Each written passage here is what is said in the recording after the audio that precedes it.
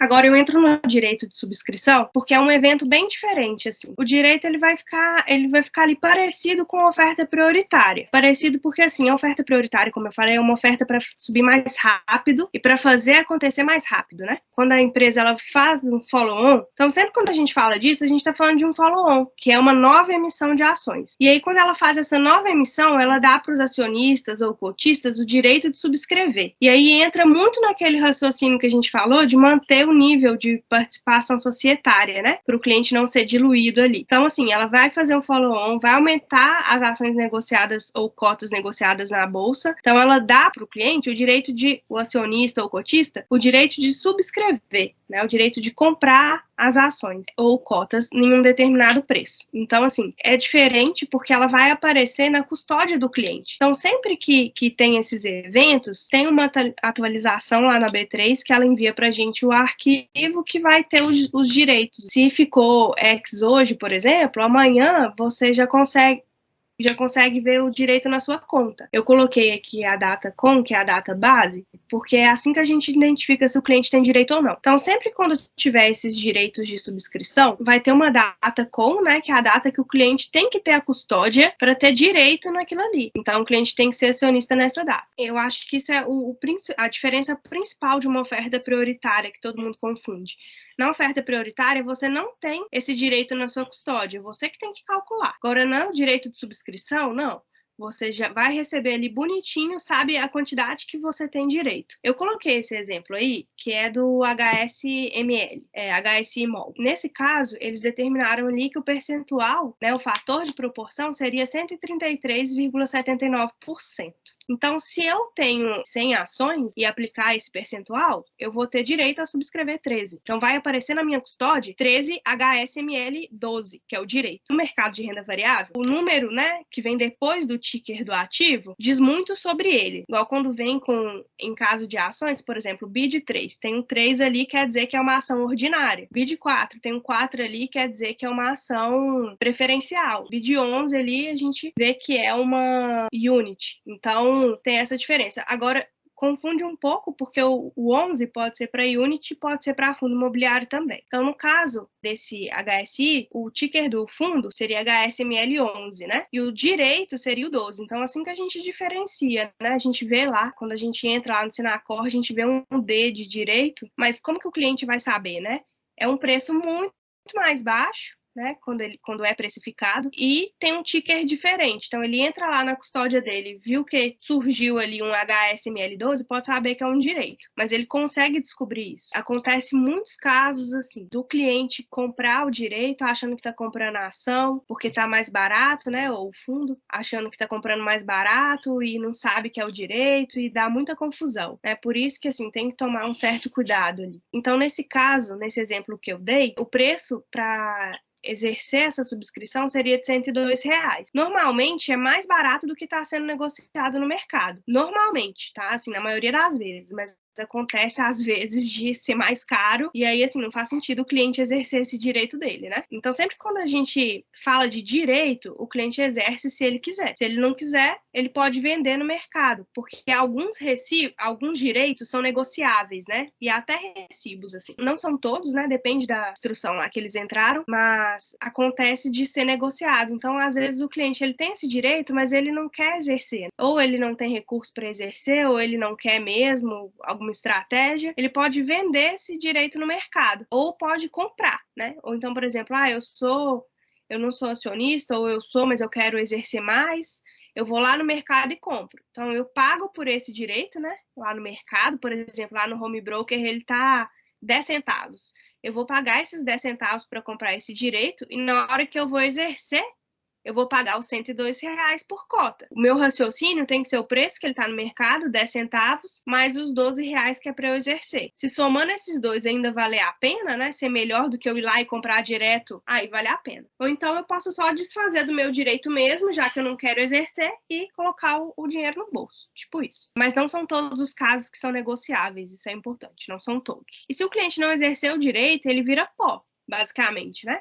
Se eu recebi lá na minha custódia um direito de comprar HSML 12 a R$ 12, mas eu não quis exercer ou eu não vi, passou o prazo, virou pó, não existe mais. Então é isso que tem que ficar atento, assim, até algumas reclamações que a gente já tem, assim, às vezes de cliente, que entra lá, compra o direito, não sabe que é um direito, não exerce, e aí ele vira pó. E aí, nesse exemplo que eu coloquei, é para ilustrar, porque assim, depois que você exerce o seu direito, eu entrei lá no app, reservei lá o meu direito, na parte de ofertas públicas também, tem lá a subscrição, então sempre que tiver esse nome, tem a ver com esse direito. E aí eu reservei lá no app, executou, né, exerceu o meu direito, liquidou já na minha conta. Esse direito ele vai virar um recibo. Isso acontece mais em fundo imobiliário, mas pode acontecer em ações. Em ações, às vezes, acontece de você exercer o seu direito e já converter na ação logo, mas no fundo imobiliário você recebe um recibo. É tipo um recibo de uma compra mesmo que você fez.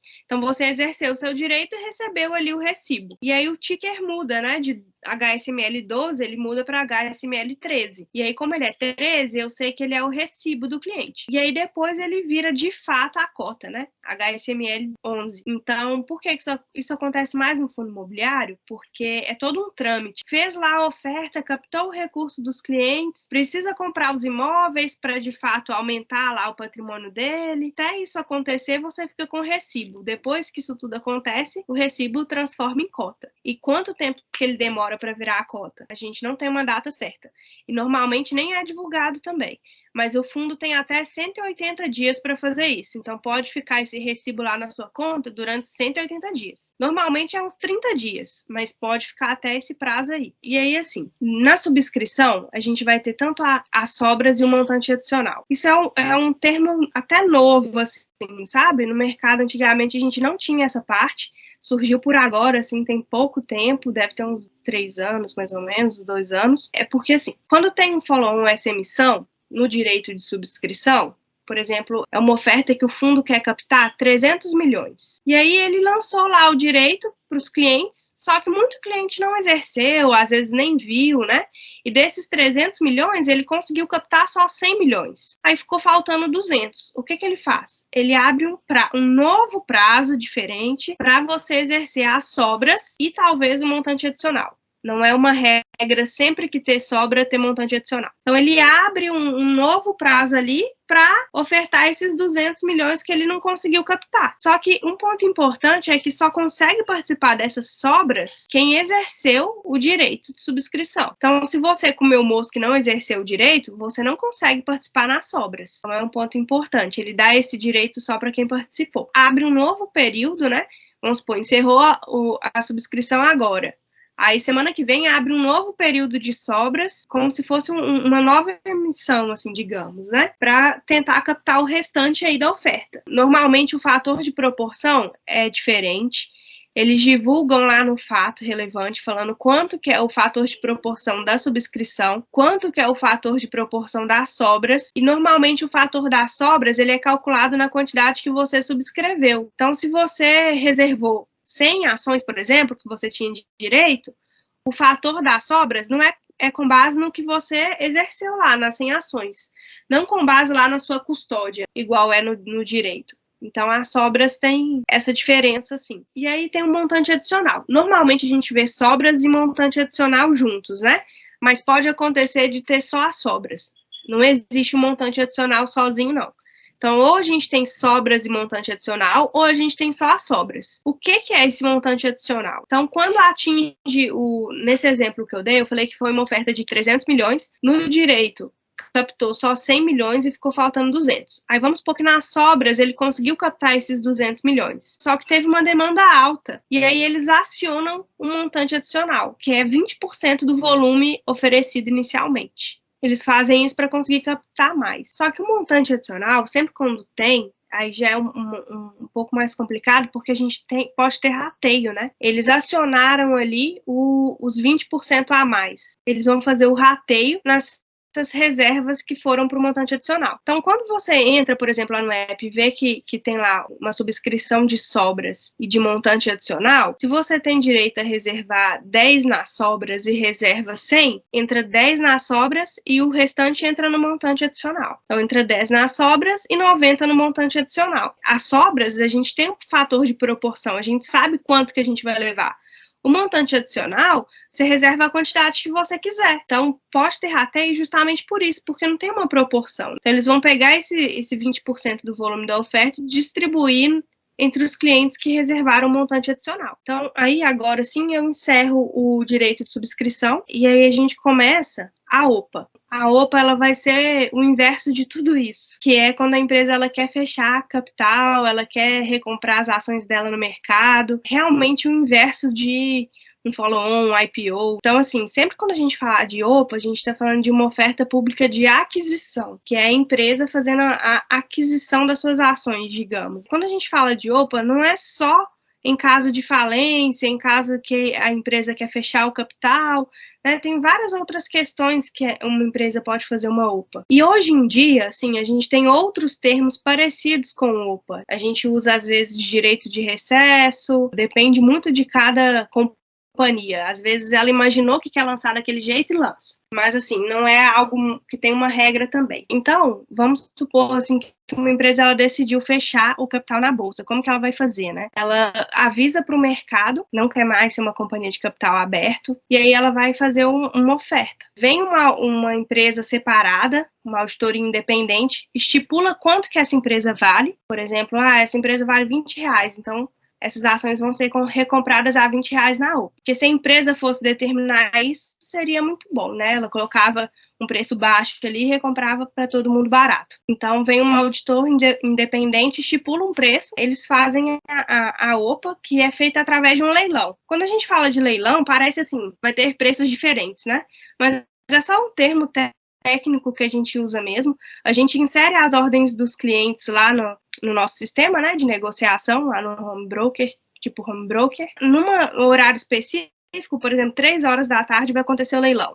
Aí um evento que a B3 cria para recomprar aquelas ações, não acontece nada demais. É executado pelo preço que estipulou lá na OPA. Então é mais ou menos assim que acontece esse fluxo, né? A OPA ela pode ser voluntária ou obrigatória. Nesse caso que a empresa fecha o capital, que não vai ter ações dela mais, ela é obrigatória, né? É obrigatório todo mundo participar. Às vezes ela nem abre prazo de reserva, às vezes ela abre. E aí chega num ponto que o cliente não participou, o que ela faz? Essas ações dele vão para o mercado de balcão, que é o mercado não organizado, que é basicamente assim, as suas ações elas estão no Itaú, por exemplo, que é no escriturador. Então tá lá na escrituradora do Itaú. Então é como se as suas ações deixassem de existir, entendeu? Para o cliente reaver isso depois é muito difícil. É muito difícil conseguir um contato até com o escriturador. Então, quando isso acontece, as ações elas saem da B3 e vão para o escriturador. Mas a empresa ela te dá a oportunidade de fazer essa recompra, né? De vender para a empresa de volta. Alguns motivos, né, que a empresa ela decide fazer uma OPA. Então, ela pode querer cancelar o registro dela, por exemplo, eu não quero mais ter o capital aberto, às vezes está muito caro e eu não estou vendo retorno, ou tá dando muita dor de cabeça, N fatores, assim, que ela pode querer cancelar o registro. Às vezes até recuperação judicial ou algo assim. Aquisição de controle, né, que é basicamente assim, eu sou um acionista majoritário, mas eu quero aumentar a minha participação na empresa. Eu vou lá e faço uma OPA para eu poder comprar mais ações do mercado, tirar ações do mercado, né? Assim como eu faço uma emissão para aumentar ações do mercado, eu posso fazer o contrário, diminuir ações do mercado. A gente também tem a alienação, basicamente assim, quando tem troca de controlador de uma companhia, digamos uma reorganização societária, né? Tem um exemplo que é recente, que é da Smiles, por exemplo. A Smiles, ela fez essa, tipo, fusão com a Gol, né? Então, a Gol, ela adquiriu a Smiles. O cliente que tinha Smiles, essas ações iam se transformar em ações da Gol. Mas se um cliente que ele é acionista Smiles, ele pode não querer ser um acionista Gol. Então, eles precisam dar para o acionista a opção de vender essas ações. Lógico, a gente pensa assim, é óbvio, é só ele ir lá no mercado e vender. Mas não é bem assim, sabe? Tem que ter um processo legal. Eles recompram, eles abrem essa OPA, nesse caso chamou direito de recesso. Eles abrem esse direito de recesso para recomprar essas ações dos clientes que não querem ser acionistas da Gol, por exemplo. Então, isso acontece.